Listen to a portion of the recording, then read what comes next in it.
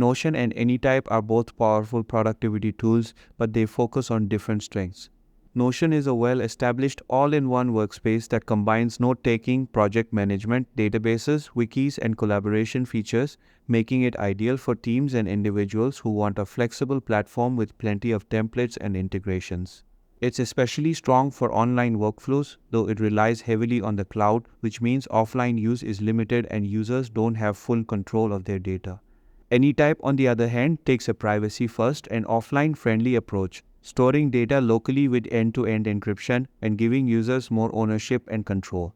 Its object-based system allows ideas, notes, and projects to be linked in powerful ways, making it attractive for personal knowledge management and those who value decentralization. However, Anytype is still less mature compared to Notion, with fewer integrations and weaker collaboration tools. In summary, Notion is best for structured team collaboration and feature-rich workflows in the cloud, while Anytype appeals more to users who prioritize privacy, offline access, and personal knowledge systems.